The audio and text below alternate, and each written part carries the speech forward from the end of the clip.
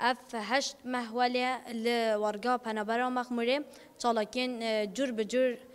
تی بکانین و وک چالاکیا نوبت جبور برا پا آزادی مده دست بکرن ام وک جوان و جن جوان ام بجداری و چالاکی بینم اف چالاکی دا کو آگاهی جری برا پا بستینی نه تنی آگاهی آزاد کردن ری پا هم چاوا کوری براپو جوان جنین جوان آزادی داوا فلسفه فکر و فلسفه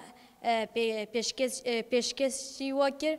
دوام جیوک جوان و جنین جوان خودی لی براپو درکفن لهر دوری جبور براپو چالاکین جور به جور تیمشاندن در وی کردستان جی تیمشاندن وک جوان وک جنین جوان لهر دوری چالاکی تین مشاندن راستی جی تشتکی سرکفتنه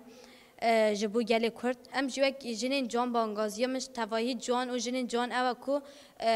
تفلی چالاکین جور به جور ببن خودی لی ربراپو درکفن چوا ربراپو خودی لی ما درکد دوام جوالی خودی لی ربراپو فکر و فلسفه ربراپو درکفن وقتی جوان ما گفت یعنی حتی کام ربارتی فیزیکی دنیا بار خدا نبینین یعنی چالاکین ما بردامن یعنی هم یعنی تایبت دم دویجین یعنی جبو فیزیکی ربارتی یعنی چی کرده کدره هبه عادی به یعنی راستش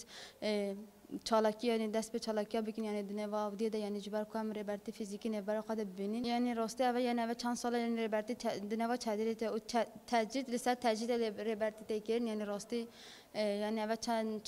چند سال یعنی آگاهی ربارتی هم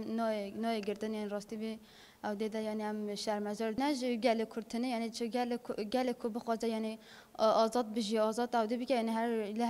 لهر جوری لهر دی راد من سر بانگازی هم جبو جوان یعنی لهر درجه جبو کم بکارین ربارتی آزادی نه وقت ببینین یعنی رابن سر او دی بکن یعنی چالاکین خواه خورد بکن